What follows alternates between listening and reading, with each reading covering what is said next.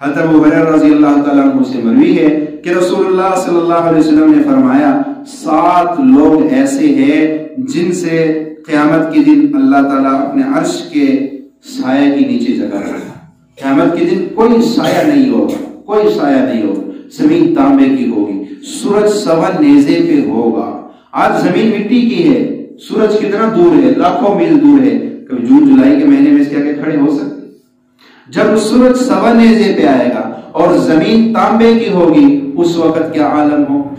اس وقت ایک ہی سایہ ہوگا، وہ اللہ کے عرش کا سایہ ہوگا۔ اور اللہ کے عرش کے سایہ کے نیچے کون آئے گا؟ ذرا سنیے، فرمایا کہ جب اس کے سایہ کے علاوہ کوئی سایہ نہ ہوگا، اس دن اللہ کے عرش کے سایہ میں جو لوگ کھڑے ہوں گے ان میں سے ایک عادل حکمران ہوں گے، عادل بادشاہ، عدل اور انصاف کرنے والے بادشاہ وہ لوگ ہوں گے۔ اور فرمایا کہ نمبر 2 عبادت باری تعالیٰ میں زندگی گزارنے والا نوجوان، ایسا نوجوان جس نے اپنی جوانی رب کے نام پہ فدا کر دی ہے، ایسا نوجوان جس نے اپنی جوانی میں نماز نہ چھوڑی ہو، ایسا جوان جس نے اپنی جوانی میں گناہ کی طرف قدم نہ اٹھایا ہو۔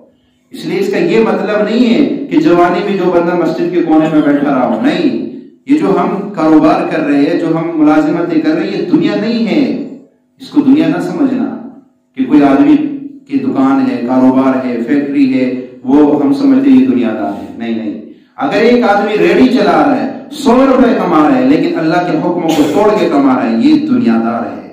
اور ایک آدمی دن میں کروڑوں روپے کما رہا ہے، لیکن اللہ کے حکم کو نہیں چھوڑتا، اللہ کے حکم کو نہیں چھوڑتا، زکوٰۃ وقت پہ دے رہا ہے، 5 وقت کی نماز ادا کر رہا ہے، دھوکہ ملاوٹ جھوٹ فریب سے بچتا ہے، یہ اللہ کا ولی ہے، اگرچہ یہ کروڑوں روپے دن میں کما رہا ہے۔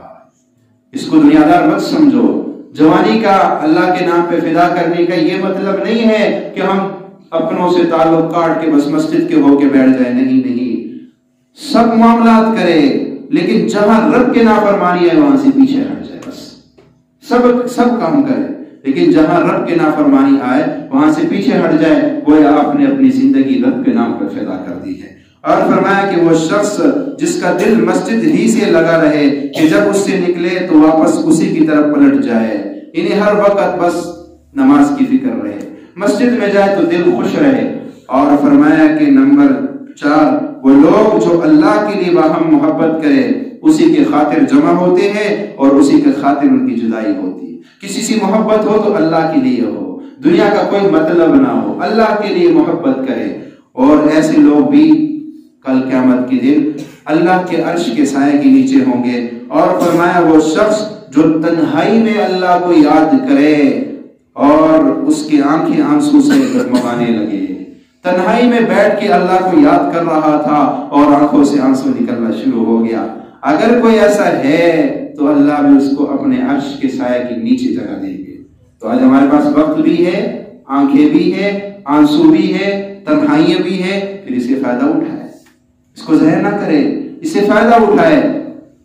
آج کے بعد انشاءاللہ اس سے فائدہ اٹھائیں گے نا، یہ اس پہ آج ہم ضرور عمل کریں کہ آج کے بعد ہم نے رونے کے لیے کچھ وقت مختص کرنا ہے، تھوڑی دیر کے لیے بیٹھ کے اللہ کے آگے رونا ہے۔